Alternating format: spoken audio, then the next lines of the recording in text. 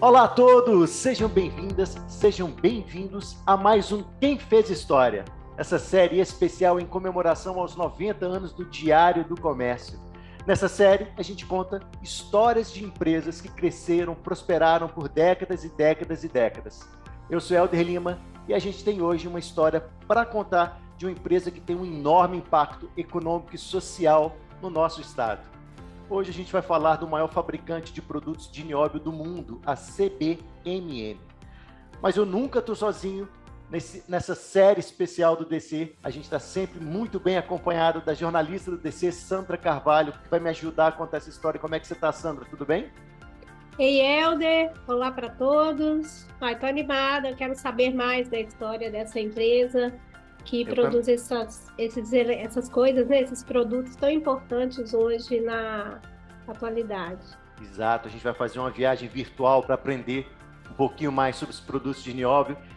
E é isso, a gente vai falar de uma empresa de 67 anos de história, a CBMM, líder no mercado mundial de produtos de nióbio, que fica sediada aqui em Minas Gerais, na cidade de Araxá. E para nos ajudar a mergulhar nessa história, a gente tem o prazer de receber o Juliano Fernandes, Head de Comunicação e Comunicação da CBMM.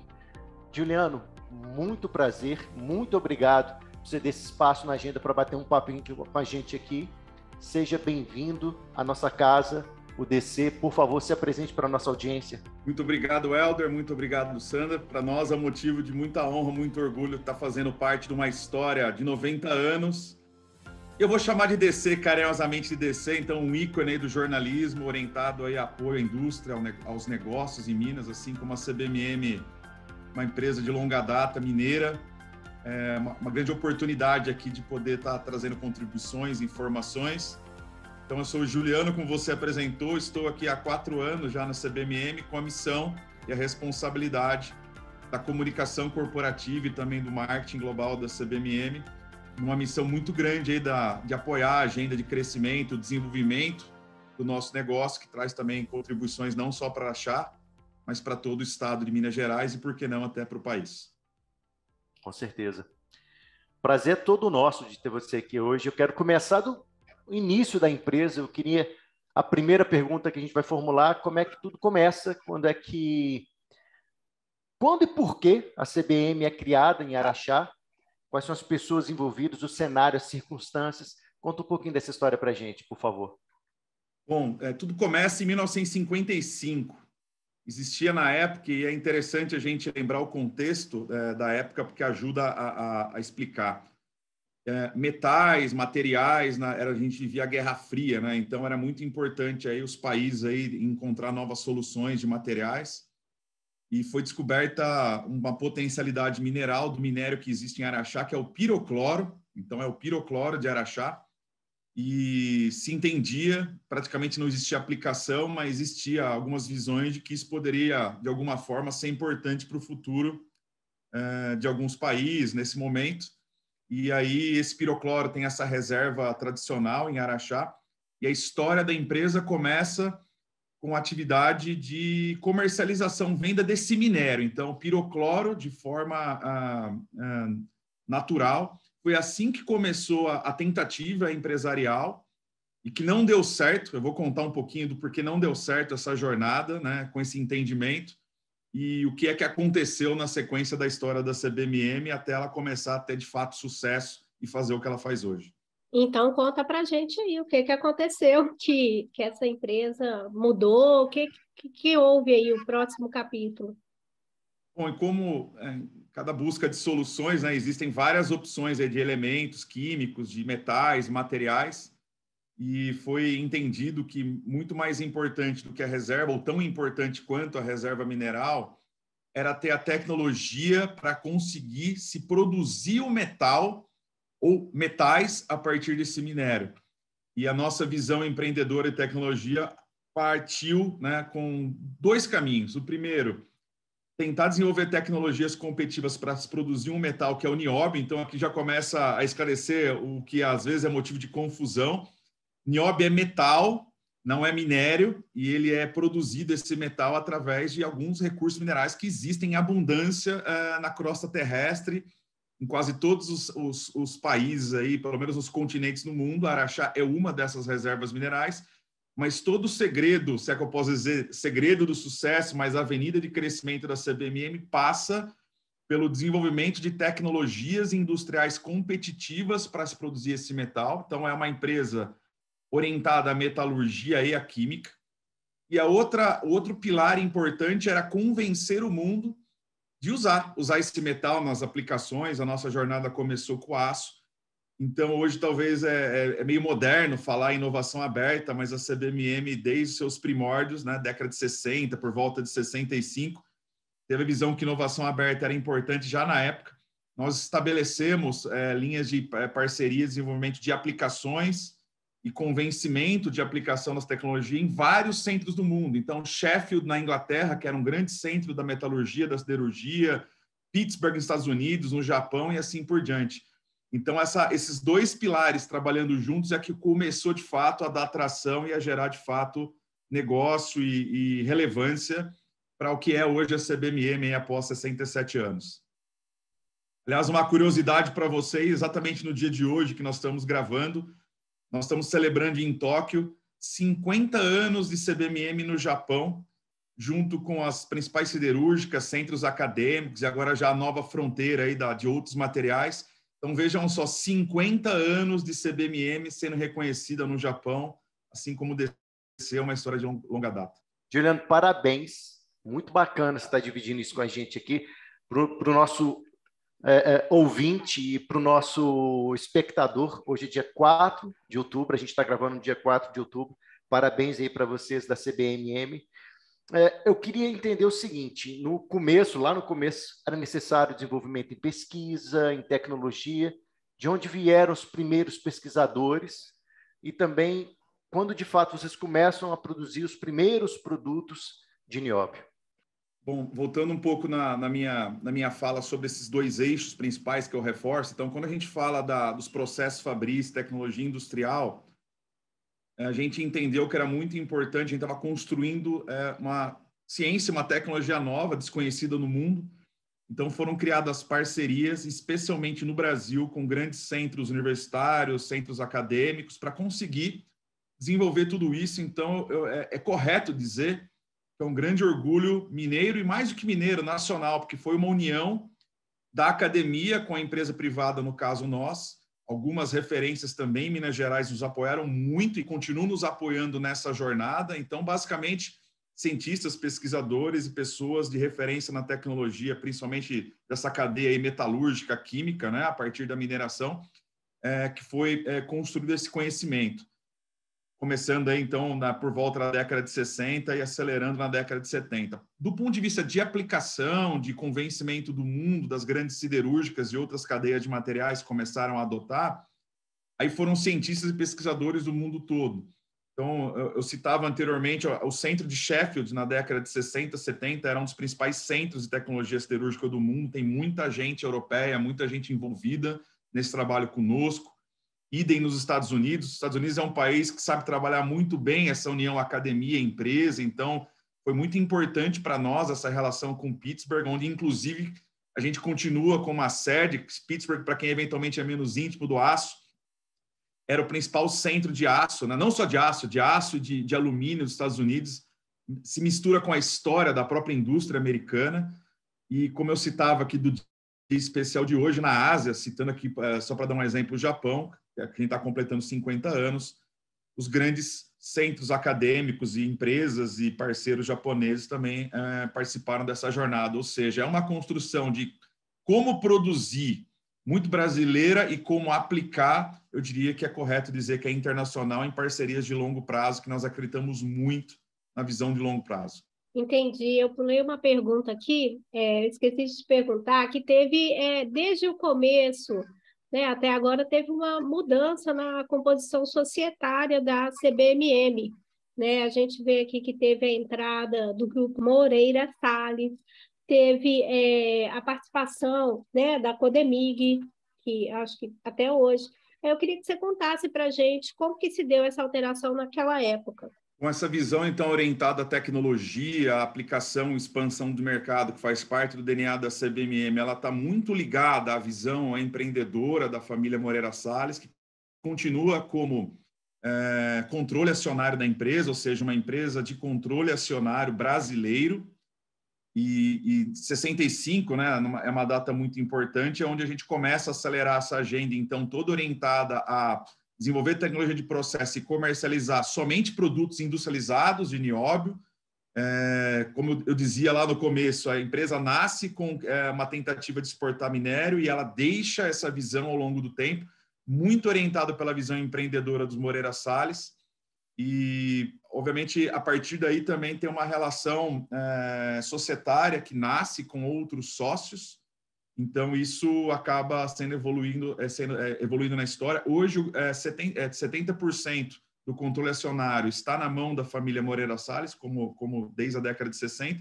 Outros 30% estão na mão de 2 consórcios. Um consórcio asiático de origem japonesa, coreana, onde são grandes produtores de aço, grandes empresas desses países que compõem 15% do nosso corpo acionário. Isso é muito importante para as relações de longo prazo, para esses clientes estarem próximos de nós. E tem um outro consórcio ainda que detém 15%, que são grandes siderúrgicas, grandes clientes de origem chinesa, ou seja, são clientes da CBMM que, ao longo do tempo, entenderam a importância da relação e acreditaram muito na seriedade da empresa e resolveram, inclusive, se tornarem sócios minoritários. E essa relação com o governo do Estado, ela não se dá na CBMM, ou seja, o governo do Estado não tem participação alguma acionária na CBMM. O que existe é um acordo entre CBMM e o governo do Estado em relação ao direito minerário, a lavra que existe do pirocloro, de uma reserva de pirocloro em Araxá, que é a matéria-prima que abastece o complexo industrial da CBMM para se produzir nióbio. Então, fruto dessa parceria, desde 72, vamos completar 60 anos dessa parceria, que expira em 2032, é uma parceria que diz que essa empresa em comum entre CBMM e governo do Estado, que chama Comipa, ela lavra em comum esse minério, que é o pirocloro, fornece com exclusividade para o complexo industrial da CBMM, que é a maior consumidora de pirocloro e de nióbio no mundo, por ser a maior produtora de nióbio. E como contrapartida, existe, através do lucro líquido de todo o valor agregado gerado com as vendas do produto acabado, existe uma participação ali que entra como contrapartida para os cofres públicos em Minas Gerais. Essa parceria começou em 1972 e percorre aí quase 60 anos. Antes da gente avançar, eu queria aproveitar aqui e pedir para o Juliano explicar o que é o nióbio, porque muita gente não sabe da importância, o que ele faz com outros produtos, por que ele é importante. Pegando aqui um exemplo aqui de um produto talvez que é mais conhecido em Minas Gerais, tentar fazer uma distinção. O nióbio existe, assim como o minério de ferro e o aço, o nióbio é um metal, então é um metal produzido a partir de minérios. Então, tentando fazer essa analogia, embora não é totalmente precisa, o nióbio é como se fosse o aço da história e o pirocloro é o minério de ferro, ou seja, o nióbio é um metal produzido a partir de minério. Existem vários minérios que podem servir de base para se produzir esse metal. Então, o nióbio é esse metal. Ou fazendo uma outra analogia também, que com Minas existe uma outra cadeia importante, o nióbio é o alumínio da equação e o pirocloro é a bauxita, que é o minério que existe em abundância na região da Zona da Mata. Então, ele é um metal, produto produzido e transformado através, basicamente, de metalurgia e química. Nós começamos a nossa jornada muito orientada à aplicação no aço e, ao longo do tempo, a gente vem diversificando. Hoje tem outros campos aí da ciência dos materiais que começam a utilizar cada vez mais nióbio, alguns muito promissores, como bateria elétrica. A gente tem aplicação em superligas, que não necessariamente estão ligadas ao mundo do aço. Então, é essa a aplicação e a importância do nióbio. E por que talvez ele venha ganhando tanta força mais recentemente? Eu diria que tem algumas explicações, mas resumindo algumas delas, o mundo hoje busca uma agenda de descarbonização, ou seja, de usar menos materiais ou tentar o que a gente chama de desmaterialização, fazer mais com menos, construir o mesmo prédio com menos aço, construir o mesmo carro mais seguro com menos materiais, de forma mais leve. Então, o nióbio ele ajuda nessa equação porque ele melhora as propriedades dos materiais. Então, pegar o caso do aço, você consegue produzir um aço mais resistente através de pequenas adições. Então, essa agenda ligada à redução de carbono joga a favor de uma maior adoção de nióbio. E um outro exemplo, pegar o mundo da eletrificação, tudo que a gente está vendo da necessidade de a gente ter outras fontes energéticas, não somente dependentes de petróleo, por exemplo. O nióbio também a gente vem comprovando o seu valor, além do que a gente chama de energias de transição. O mundo hoje, a gente está acompanhando aí a questão da segurança energética em voga. Quando a gente fala em gás, quando a gente fala em transporte de hidrogênio, não existe hoje no mundo pipeline transporte, seja de gás como a nova fronteira de hidrogênio, que não tem aí nióbio na aplicação dos materiais que precisam aí resistir a grandes pressões, várias questões aí envolvidas à segurança do transporte de energia. E nesse processo todo, quais foram os primeiros mercados que a empresa atingiu? Era muito difícil convencer o setor siderúrgico no mundo da importância do nióbio? E quando é que vocês também começam a produção em grande escala? Até dá para fazer um paralelo do momento atual do mundo com o passado, mas desde lá do começo, segurança em pipeline sempre foi um tema muito importante. A gente viu recentemente, dias atrás, uma questão na Europa da guerra e de energia lá, com algumas situações envolvendo a importância da segurança dos pipelines, né?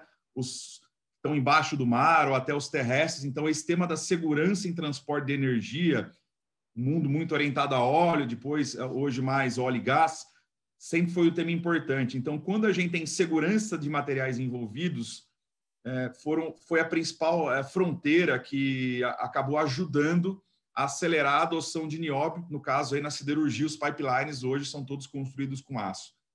Então, quando o mundo começou a ser mais sensível a essas questões, por outras questões, não necessariamente ligado à questão de guerra, mas à questão de diferença térmica, imagine que esses pipelines vão de temperaturas baixíssimas até altíssimas, além de uma grande pressão interna. Então, quando os materiais precisaram melhorar, nós começamos essa jornada de maior adoção. Então, a história inicial, o primeiro passo de crescimento da história da CBMM, ele nasce com a indústria de aço para transporte de energia, ou seja, pipelines. E aí, lá na década de 80 para 90, o mundo, a partir da Europa, começa a ter mais atenção sobre segurança veicular, sustentabilidade ligada a consumo de energia, menos combustível em veículo, mas principalmente segurança veicular na década de 90 começou a ser um tema muito mais importante. E também aí o nióbio começou a crescer nessa segunda onda, propiciando melhoria das propriedades de materiais, no caso aí da mobilidade. Então, o crescimento inicial da CBMM, década de 70, 80, ele está muito ligado a essas duas indústrias. Então, eu ia te perguntar isso. Quando é que começa a produzir, a diversificar o mix de produtos na CBMM?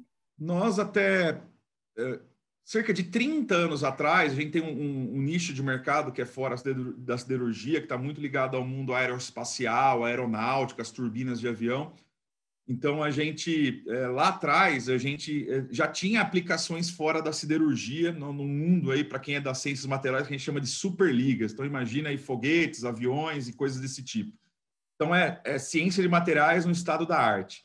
Então, já fazia parte essa diversificação, sempre estávamos buscando novas aplicações, mas mais recentemente, alguns anos atrás, a gente entendeu que era muito importante acelerar o crescimento fora da siderurgia, por quê? A siderurgia, embora ainda tenha taxas de crescimento importantes para a adoção de nióbio, é um mercado mais maduro, mais estável. Então, era oportuno encontrar novos mercados com potencial de crescimento acelerado. Então, não é o único, mas um dos que nós apostamos recentemente muito e aumentamos de investimento é o mundo aí da reorganização da energia a partir da mobilidade elétrica e da geração elétrica, não necessariamente só para a mobilidade. Então, é uma agenda que vem mais recentemente aí sendo acelerada por nós.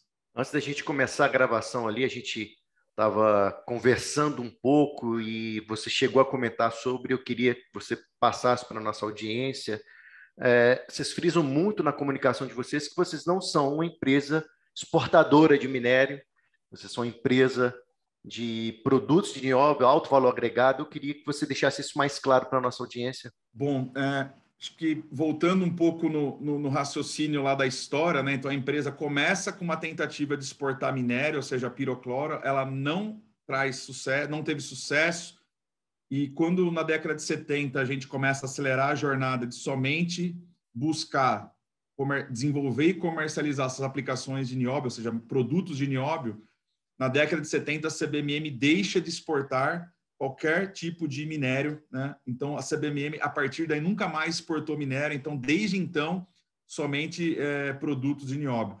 Para dar uma ordem de grandeza, eventualmente, para a audiência que tem menos contato com valores, né? Mas a precificação do nióbio, ela é da ordem, preços atuais de mercado, que é mais de 20 vezes o preço da mesma quantidade de aço que é vendido no mercado. E vamos lembrar que o aço é o próximo elo da cadeia, né? do nióbio.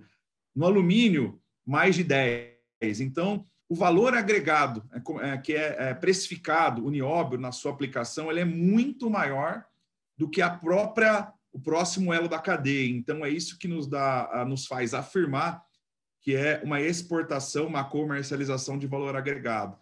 E uma outra coisa, acho que é importante para explicar para a audiência, como o mundo da siderurgia representa ainda em torno de 90% das nossas receitas, a siderurgia, os grandes polos produtores de aço hoje no mundo estão concentrados na Ásia, na Europa, Estados Unidos.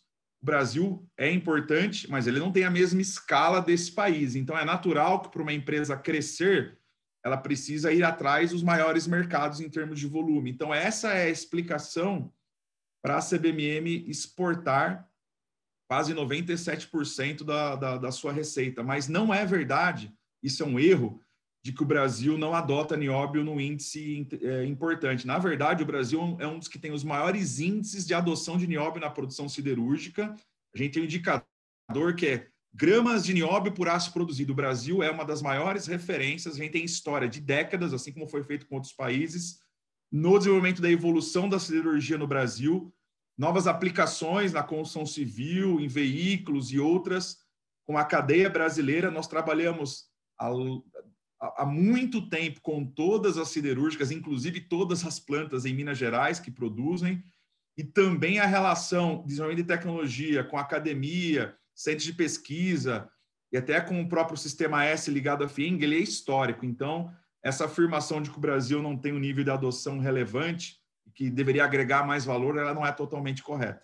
Antes de prosseguir, eu queria que você respondesse para nós, Juliana, uma curiosidade: qual é a maior reserva de minerais dos quais se pode produzir nióbio no mundo? Sandra, aqui tem um conceito importante que, às vezes, a gente gosta de explicar para a audiência geral, para o brasileiro e para o mineiro.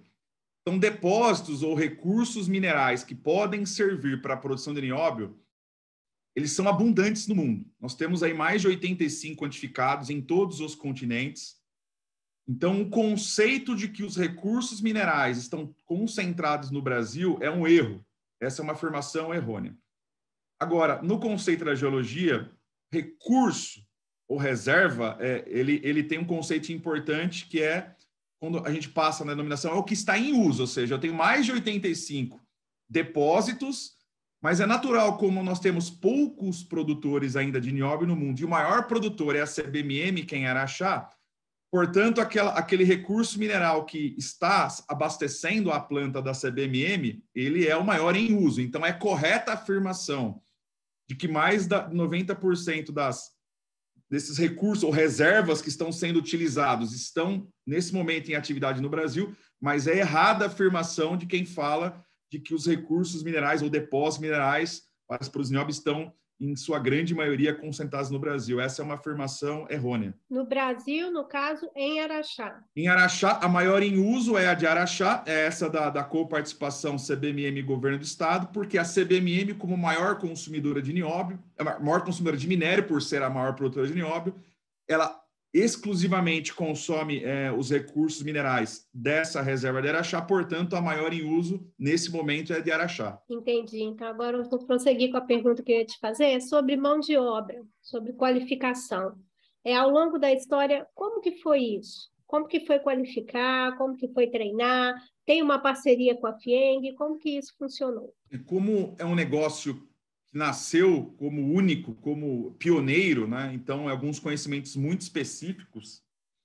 Esse capital intelectual, esse conhecimento técnico, ele foi construído não pela CBMM sozinha. Então, essas parcerias com centros de capacitação, universidades e com o próprio sistema ligado à FIENG, vamos dar um exemplo, o Senai, por exemplo, tem uma parceria histórica com a CBMM, tanto na formação de mão de obra, como também em pesquisa de aplicação. A gente, inclusive, com algumas montadoras siderúrgicas, trabalha em conjunto com a FIENG, para ajudar a desenvolver a indústria e a tecnologia. Então, nas duas pontas, essa relação é muito importante, além de muitos profissionais, muita gente capacitada, que hoje faz parte do quadro, ou fez parte do quadro no passado da CBMM, que é oriundo aí das universidades e centros de formação, em grande maioria de Minas Gerais.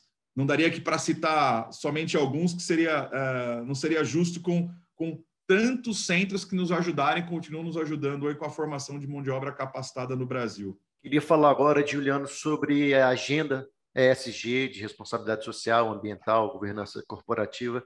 Como é que vocês estão desenvolvendo isso aí na CBMM? Agenda de responsabilidade corporativa ou sustentabilidade, nós entendemos ela de duas formas. Uma, como um apoio ou risco para o negócio. Eu trouxe aqui alguns exemplos de que a gente entende muito mais como oportunidade. O Nióbio, do ponto de vista de estratégia futura ligado à sustentabilidade, ele é um aliado. Então, desse ponto de vista, é um vetor de crescimento, né? Vários novos negócios, várias novas exigências da sociedade que passam por maior adoção de Nióbio na nossa visão. Então, sobre esse aspecto, ele é um grande aliado. Quando a gente fala da atividade industrial, que é como eu produzo, acho que vale dar um conceito interessante. Esse tema da responsabilidade corporativa, ele não é novo, ele está mais em voga recentemente, mas tem empresas que são referências no tema há décadas, até centenas de anos. No caso da CBMM, sempre foi uma interpretação natural, pragmática, da importância da responsabilidade, tanto social como ambiental. Então, pegando do ponto de vista social, o desenvolvimento, a gente estava falando sobre mão de obra, né? Então, não tem como uma empresa ir do zero à relevância que nós temos hoje sem capital humano. Então, esse é um grande exemplo da importância dessa pauta. E da própria comunidade ao redor. Então, a Araxá tem um IDH que vem se desenvolvendo ao longo da história, também acompanhando a história da CBMM. Então, essa relação comunitária sempre fez parte da maneira como nós atuamos, sempre em parceria com os órgãos públicos, a administração pública, então sempre entendendo que a sociedade ninguém constrói sozinho, né? Tem que ser feita em conjunto, desde que a gente tenha a mesma visão. Sempre foi uma visão nossa da importância desse desenvolvimento social.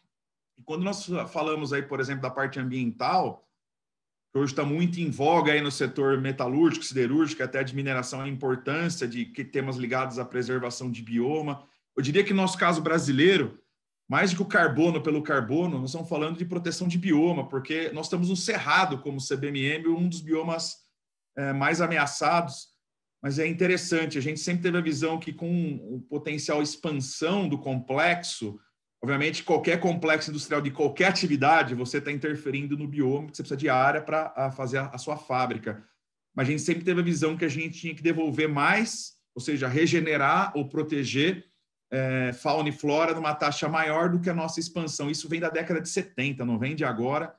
E para quem é eventualmente mais íntimo, Araxá, o Centro de Desenvolvimento Ambiental da CBMM, que existe desde a década de 80, ou seja, um trabalho aí que vai para 40 anos, ele se tornou uma referência em proteção de animais ameaçados do Cerrado. Se eu pegar o lobo-guará, por exemplo, que é um símbolo maior da região, não só ele, tem outros, nós temos as maiores taxas de reprodução em cativeiro do Brasil através desse trabalho também nosso.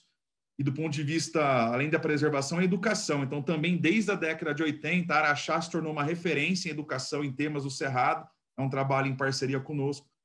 Quase 75 mil jovens araxaenses da educação pública, ou seja, toda a educação pública de Araxá tem módulos de preservação ambiental e defesa do Cerrado que começaram com o nosso trabalho. Então, esse tema, para nós, ele sempre foi natural. Não é uma mudança mais recente da sociedade, é uma pressão que está despertando em nós algo diferente. Obviamente, ele reforça a visão de mundo que nós sempre tivemos desde os primórdios. Pois é, e por falar em responsabilidade social, eu imagino que a pandemia deve ter impactado em todos os sentidos, não só na questão da responsabilidade social, mas também na produção da companhia. Eu queria que você contasse como foi esse capítulo recente na história da CBMM. Pandemia, para nós, também podemos abrir em dois capítulos. Quando a gente fala do complexo industrial, para nós foi um momento muito complicado. Nós estávamos no meio do processo de expansão do maior ciclo de investimento da história da CBMM. Quase 7 bilhões de reais ali investidos no complexo, 100% em Araxá, e nós não tínhamos concluído. Então, a gente estava no meio das obras. Imagine a maior obra da nossa história, ou uma das, com muitos funcionários e parceiros, terceiros, prestadores de serviço, e a pandemia acabou aparecendo. Naquele momento, nós tomamos a decisão de frear o ritmo para reduzir, obviamente, a presença de pessoas dentro do complexo e manter lá dentro somente aquelas pessoas que eram emergenciais para a gente não romper com o abastecimento a clientes. Foi uma grande preocupação, pensando como empresa, mas também, voltando um pouco nessa relação com a administração pública de Araxá, nós temos aí por volta de 10% da população de Araxá, uma cidade que tem por volta de 100 mil habitantes, com relação direta ou indireta com a CBMM, ou seja, a nossa intimidade com a cidade é muito grande. Então, a gente também entendeu que o papel de construir ações para a sociedade de Araxá, do ponto de vista de tudo que era necessário para o combate, também foi uma agenda muito importante nossa. E Araxá é interessante que ela se destacou, até eu diria a nível brasileiro, em muitas ações ali que foram colocadas do ponto de vista de taxa de vacinação no começo, entre outras questões, foi uma grande referência do Estado. Então, isso muito fruto dessa visão do trabalho coletivo. Agora, já na frente de mercado, isso foi um grande problema, porque o nosso trabalho, mais que vender produto, eu posso dizer, de consultoria dentro das plantas dos clientes, explicando para eles como usar, como melhorar as propriedades. E a Ásia é o principal mercado nosso, do ponto de vista de energia, de pessoas presentes. Nós estamos até agora vivendo, né, restrições na China. Então, a gente teve que rediscutir, reaprender rápido a forma de operar. Mas aqui eu acho que teve um outro ponto interessante. Como a empresa já era muito internacional, orientada para fora, então a questão do trabalho híbrido, do trabalho remoto, meio que já fazia parte da nossa realidade do ponto de vista de infraestrutura, de TI, ferramentas online. Nós já estávamos preparados. Obviamente, ninguém podia imaginar a pandemia. Então, foi mais uma questão do modo mental, a questão de reaprender a usar para algumas coisas novas e não só, eventualmente, para reuniões internas com os nossos times espalhados pelo mundo, mas um grande desafio aí coordenar todo esse trabalho. A gente está presente em mais de 40 países. Enquanto a pandemia estava avançando em uns, não tinha chegado ainda direito em outros países e assim por diante. Então, foi um grande exercício aí para manter todo mundo em segurança. E eu posso dizer que, aparentemente, estamos caminhando aí para um fim da pandemia, pelo menos no Ocidente, mas em toda essa jornada aí dolorosa para o mundo, nós não tivemos nenhum óbito de funcionários da CBMM. Não é um conforto, obviamente, porque a gente faz parte da sociedade, mas pelo menos no nosso quadro pessoal, a coisa poderia, obviamente, ser muito pior. Então, a gente sai dessa pandemia agora num processo que poderia ter sido mais doloroso. Juliano, são quantos funcionários em Araxá? Nós temos na CBMM hoje, em todas as sedes, em torno de 2.000 e em torno de 1.700 no complexo industrial em Araxá, ou seja, a grande maioria está em Araxá, onde nós concentramos todas as atividades industriais da CBMM. A CBMM não tem qualquer atividade industrial própria que não esteja em Araxá, é um complexo completamente integrado, todo mundo ali naquele complexo. E além de produção, mais recentemente nesse complexo a gente também criou as plantas pilotos de materiais para baterias, alguns centros de pesquisa e desenvolvimento orientados para bateria, algumas plantas muito importantes. Então, para algumas frentes já era a realidade, mas a gente vem acelerando, ou seja, muito mais do que um complexo industrial, tem aí essa vocação, essa força e também ser uma planta importante aí para testes, prototipagem e aceleração de adoção de tecnologias novas. Juliana, a gente está se encaminhando para o final. Tem mais uma pergunta para te fazer, mas surgiu uma curiosidade aqui que eu queria te perguntar antes de fazer essa última pergunta. São os líderes mundiais na produção de nióbio. qual que é a sua participação, qual que é a participação da empresa nesse mercado? Em ordem de grandeza, assim, para a nossa audiência. Bom, o mercado de nióbio ele não é tão grande assim, e até ajuda, às vezes, a sociedade a entender aí a sua importância para várias questões, não só para a nossa empresa. Então, o mercado, arredondando aqui, da ordem de 3 bilhões de dólares. Então, não é um mercado tão grande comparado, por exemplo, com minério de ferro, com outros produtos tão importantes aí para o Brasil e para Minas Gerais, nem se o diga. Então, o mercado total da ordem de 3 bilhões, a CBMM é a maior referência do ponto de vista de participação. Nós temos aproximadamente 75% desse mercado mundial e a nossa missão é o mercado crescer. Então, todo o nosso esforço sempre foi, mas mais ainda uma ambição de acelerar esse crescimento e aumentar o tamanho desse mercado. A gente entende que vai ser natural ter novos entrantes fora do Brasil, outras empresas querendo participar. Então, nosso trabalho é acelerar o mercado, novas tecnologias para a gente estar sempre buscando estar no pioneirismo, na vanguarda e sempre um passo à frente. Então, crescendo o mercado, a gente entende que é uma maneira natural aí de a empresa crescer, todos os atores aí que se beneficiam disso também receberem algum valor adicional. E uma maneira até de se proteger, né? Porque crescer, ser pioneiro e estar se reinventando o tempo todo é uma maneira também de a gente estar favorecendo aí a longevidade empresarial, não dormir aí em berço esplêndido, achando que a gente é líder e podemos parar e podemos dormir tranquilo. Talvez isso é parte também do nosso segredo, do nosso sucesso. Uma empresa de 67 anos, empresas brasileiras, líderes em alguma coisa, com 67 anos, não são poucas. Imagino que também parte da explicação do sucesso do DC, completar 90 anos. Só é possível o tempo inteiro estar se provocando, se reinventando e vendo como é que a gente pode fazer as coisas de forma diferente, olhando muito mais com o prisma da oportunidade do que da ameaça e do risco que a gente vai acabar. Isso é, obviamente, importante, estimula a procurar, mas também com um viés positivo, sempre atento aí a oportunidades. Por mais que o cenário seja desafiador, estando aí com a mentalidade correta, sempre é oportuno aí, observar que tem oportunidades nesse mundo também. E nessa inquietude que você mencionou aí, tem parcerias com... Você já falou que tem um centro de desenvolvimento de pesquisa, tem parceria com startups? Temos mais recentemente, para acelerar ainda mais essa agenda de diversificação, nós entendemos que um passo adicional na história da companhia era começar a investir em empresas que estavam despontando na fronteira de baterias, no estágio aí já próximo de ir para mercado.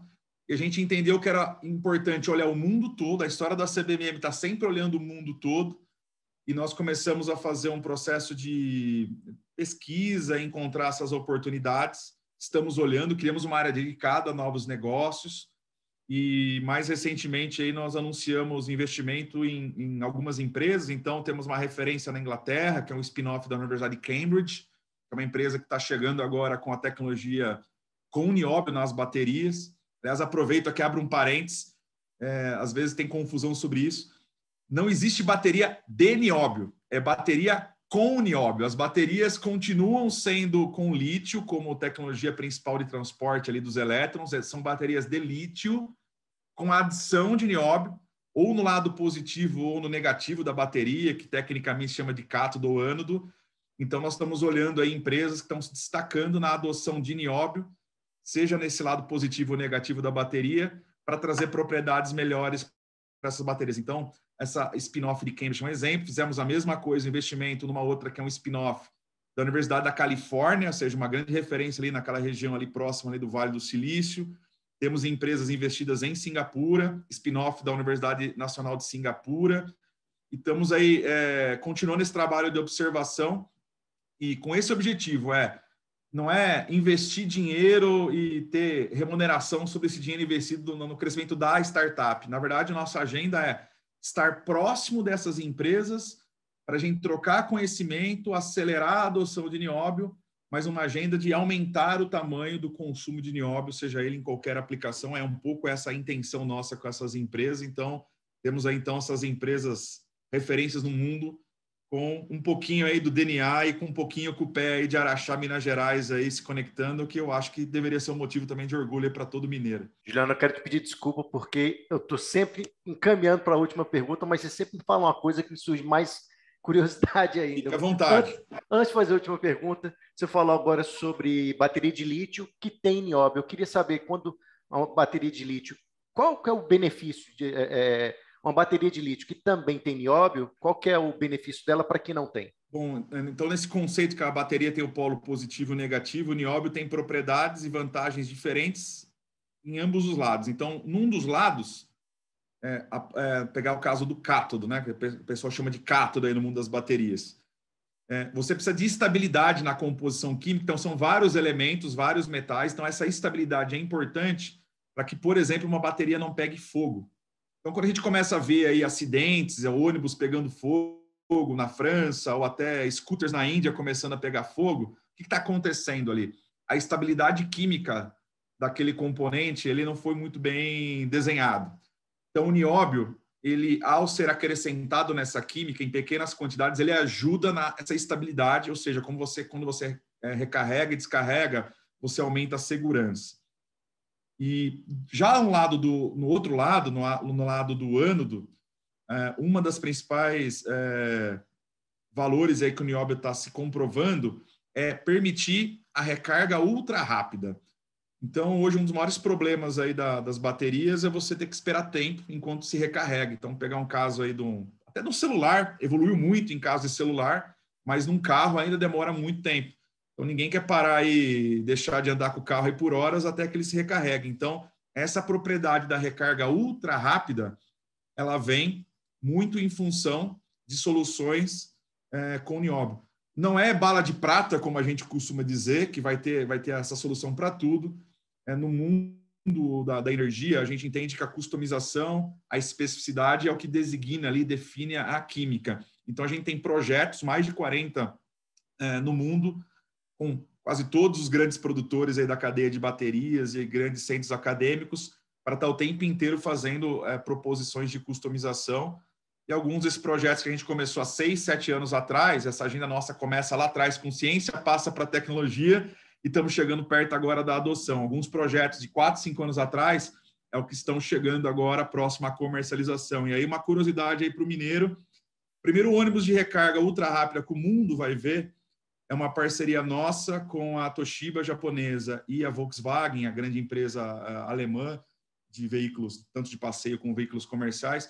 O primeiro ônibus de recarga ultra rápida que o mundo vai ver em recarga com menos de 10 minutos vai ser em Araxá, em Resende, porque esse projeto nasceu dessa parceria, então, nossa, com Volkswagen e Toshiba, e a gente escolheu fazer esses testes, validações e apresentações aqui no Brasil por várias razões. Então, se tem outro motivo aí para o mineiro estar prestando atenção no que essa empresa aí média, a gente se vê como uma empresa média de Araxá, acho que vai ser um grande motivo de orgulho, o mundo inteiro está olhando para o que essa empresa de Araxá, com todas essas parcerias e relações que eu já mencionei com vários atores, que a gente vai estar mostrando para o mundo, e com certeza o DC vai ter a oportunidade de ver em loco lá em primeira mão, primeiro trimestre do ano que vem, esse ônibus deve estar rodando em Araxá e vai ser um grande orgulho para nós mostrar o que é que essa empresa consegue fazer com todas o apoio de tanta gente. Acho que é um motivo também orgulho para a indústria e para a economia mineira. Bacana, nós vamos querer estar lá, hein? Uhum. Muito bom ter compartilhado isso com a nossa audiência. Agora, de verdade, agora eu vou fazer minha última pergunta. A gente ficaria aqui horas e horas, porque está muito gostoso o bate-papo, mas vamos lá. Quero apontar para o futuro. Quais são os próximos passos da CBMM? O futuro nessa agenda de acelerar crescimento, a gente entende que tem ainda um grande espaço para evoluir na adoção de aços, tanto para essa questão de segurança como a questão ambiental, que começa cada vez mais essa pressão para ter soluções mais inteligentes. Então, vou pegar um exemplo. A construção civil é o principal setor consumidor de aço com nióbio hoje no mundo. Nós crescemos muito recentemente com a evolução desse tema, tanto pela parte ambiental como por segurança. Você pegar, por exemplo, mercados como a China, o Japão, onde tem abalo sísmico, dá para entender que segurança de prédio é algo muito sensível. Então, quando se juntam as duas coisas, leva a nossa convicção que tem um grande espaço aí de evolução da adoção de aços mais avançados, mais resistentes com nióbio. E não é só no mundo, no Brasil também. Também tem outra tendência que é de verticalização, centros urbanos, então menos espaço, essa agenda ambiental e segurança também é algo muito importante aí na evolução dos aços com nióbio. Talvez uma outra curiosidade para os mineiros, Nova Lima tem o prédio em estrutura metálica mais alto do Brasil. Talvez os mineiros não saibam que esse prédio foi todo concebido com aço avançado com nióbio. Então, só para dar um exemplo, né? Essas arenas agora de esportes, infraestrutura, para quem eventualmente é torcedor do Galo, aí, a Arena do Galo também tem aço com nióbio lá na sua concepção. Então, essa agenda da construção civil ainda tem um potencial enorme de evolução por esses dois motivos. E também outros mercados, mas também países. Quando a gente olha na visão país, tem alguns países que têm um potencial enorme de crescimento. Eu falava sobre a China, mais recente, mas se a gente pegar a Índia, por exemplo, ela tem que evoluir muito em infraestrutura, em questões de problemas seríssimos como poluição, tem que mudar a matriz da mobilidade. E o nosso. Não podemos esquecer do nosso país, que a gente está tão ligado. Então, também o Brasil tem grandes desafios no avanço aí de infraestrutura, segurança veicular e assim por diante. Tudo isso traz aí a crença que a gente tem muito aí a fazer e muito potencial aí para ajudar aí no crescimento, não só da empresa, mas da sociedade aí por caminhos aí, está na moda falar, mas é correto, caminhos mais sustentáveis aí do ponto de vista econômico, ambiental e sem esquecer aí do social, né? Pegar o caso de carro, né? Não faz sentido a gente ter tanta morte no trânsito por uma simples decisão de ainda não estar usando, eventualmente, soluções mais seguras de materiais. Então, pegar esse lado, por exemplo, social, é um grande objetivo nosso, porque é inconcebível, né, que nós, como sociedade, não estejamos ainda usando as soluções mais inteligentes que a gente já tem em mãos, né? Algo que precisa ser construído. E aí vem exatamente a linha de trabalho com a FIENG, com a Stellantis, no caso, e Siderúrgicas Brasileiras. É um exemplo de um trabalho orientado para o Brasil para resolver ou para ajudar exatamente nessa agenda. Ela está ligada exatamente à agenda de segurança veicular.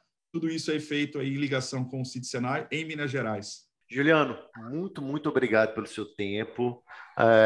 O papo foi uma delícia. A gente ficaria aqui por muito mais tempo, igual eu falei. Eu quero deixar esse espaço para suas considerações finais. Se você quer abordar algum tema que a gente, porventura, não tenha te perguntado, ou suas palavras finais mesmo desse nosso bate-papo. Bom, acho que eu fecharia dizendo que transformação de sociedade tem um pilar importantíssimo, que é a educação. Cultura e educação. E respeito e colaboração, né? A gente está vendo o quão importante é isso, não só para o nosso país, para o Ocidente, para o mundo como um todo. Isso só é possível com a união de quem entende que, com a mesma forma mental, com a mesma visão de mundo, a gente colaborar. Então, a empresa, eu citei aqui a parceria público-privada, a questão com a academia, mas também com os meios de comunicação. Quanto mais a sociedade entender e a gente construir essa visão de mundo que é mais inteligente, isso faz a sociedade avançar e todos nós somos parte dela. Então, fico muito grato aí pela oportunidade do DC, o investimento de tempo e energia, a partir de uma celebração de um aniversário, de um marco tão importante, na verdade está fazendo um serviço para a sociedade mineira do ponto de vista da educação. Ficamos muito honrados aí como empresa de termos a oportunidade aqui de contribuir de alguma forma. Ficamos muito felizes dessa relação muito ética e construtiva que nós temos aí com o CBMM na relação com o veículo de vocês.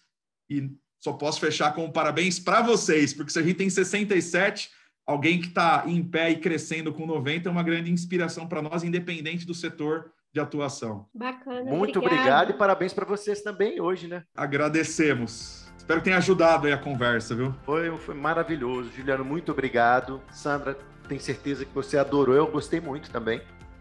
Gostei muito. É uma história muito importante para o desenvolvimento da economia de Minas Gerais. Muito obrigado, Sandra. Muito obrigado a Marina, assessora de imprensa da CBMM. Obrigado, Jefferson, que está aqui nos bastidores, na parte técnica dessa gravação.